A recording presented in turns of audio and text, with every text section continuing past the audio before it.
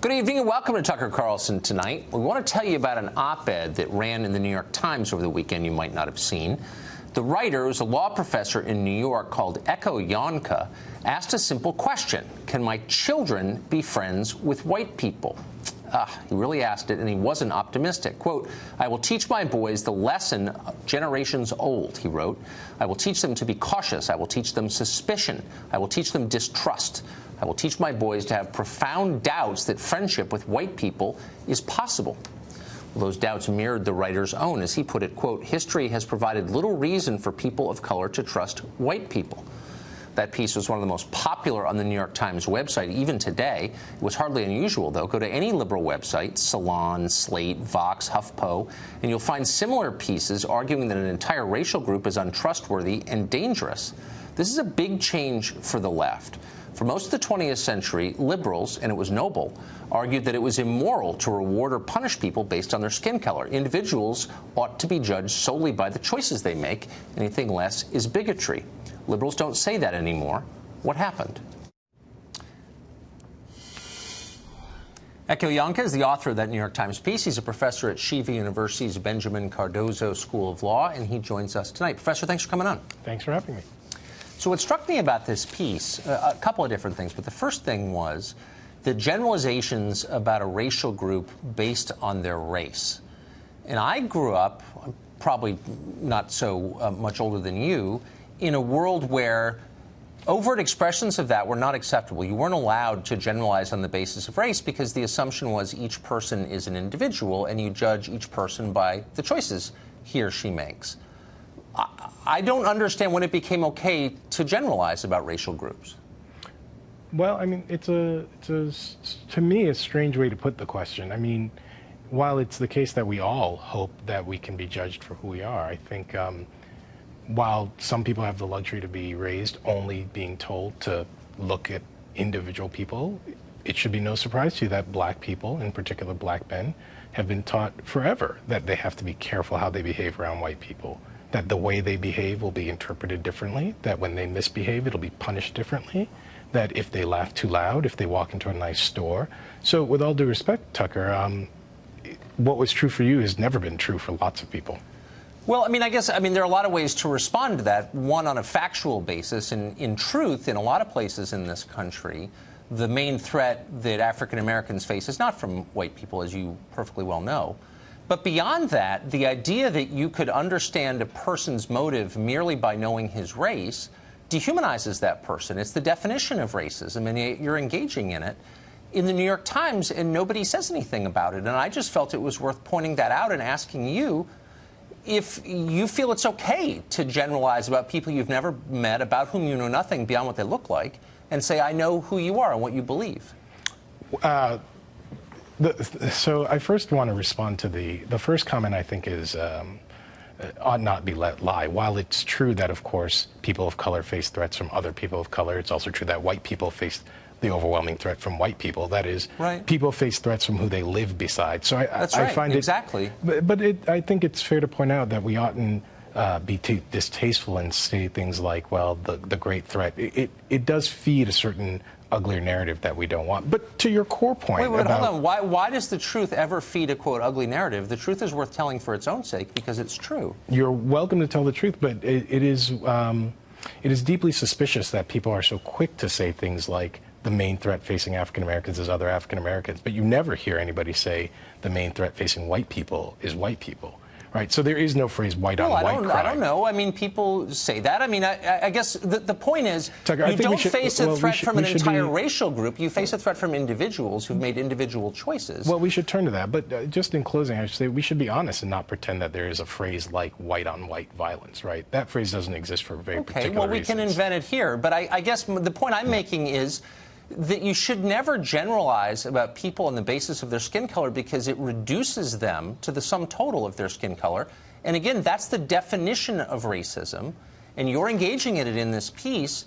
And I don't think it's helpful. I think it's wrong. Well, so I just entirely deny that. What I said was that you should generalize and dislike people because of their skin color. What I do think is true is that in a world in which things have gotten ever more dangerous for people of color, it is in fact the case that that undermines our ability to trust each other across racial bounds. And here's what's true, or at least here's what I wrote. Not that white people are unavailable for friendship, but in this world, it is up to our white friends and allies to be sure to stand up for those who are under attack. If I want to prove that I'm the kind of person who can be your friend, that means that when something is actually threatening you, I actually have to be there for you. Okay, but again, you're making generalizations across racial groups. So you say, for example, I will have to discuss with my boys whether they can truly be friends with white people. History has provided little reason for people of color to trust white people. I have profound doubts that friendship with white people is possible. Again, that's these are right. okay, yeah, but that's absolutely right. If I were to write, you know, I was mugged as a pizza delivery boy, and I told my children that they should never trust anyone who looks like the people who mugged me. That would be, I would never do that. I think that would be immoral, but it would be the definition of racism, because I would be equating the people who mugged me with everyone else who looks like them. I think if that's the only part of the article you read, it might sound like that. But of course, the article has a much richer argument. And the argument I make is, look, in a country where it turns out that when the most vulnerable people of color are under threat, those who they count on are nowhere to be seen, or at least for some group of people, and I speak explicitly about the political moment we're in today, right? So if we have a president who marshals forces of hatred and anger and divisiveness and, frankly, just danger, quite aside from who he is, I'm not particularly interested in who he is, if the people who call themselves your friends are not going to push back against that, then maybe you can tell me why it is I should trust those people? Well, so I guess what you're saying is that people who don't agree with your politics can't be your friends, which I think is an unfortunate conclusion to reach, but it's different from the one you articulate here. You're making, again, for the third time, generalizations based on race, and the truth about the last election is, this is not a defense of Donald Trump, merely an acknowledgement of the fact that he received more African-American votes than any Republican since 2004. I think he had 8% of African-American men. So that's not a huge number, but that's tens of thousands of people. Are they in the same category, too? Can you not trust them? I mean, I don't really understand. If you're saying you can't trust Trump voters, fine. Sure. But white people? I mean, that's a grotesque generalization and a divisive one. I'm a little worried that you keep reading the same parts without, I mean, you would make it seem as though the entire piece was just that paragraph. So the piece goes on to say... Well, it's the title of the piece, and it's in four separate graphs. So I have no problem standing behind the title of the piece, but it is worth pointing out, as I have again and again, what the piece says is, when those who count themselves as your friend see that others put you in danger, it is their opportunity to prove they're your friend. And if we have a let's just speak plainly about this. Tucker, you have children like I do, right? I do. And if your daughters were, I don't know, friendly with a group of people, and it just turned out that repeatedly, when they went out and your daughters were in danger, those group of young men just disappeared.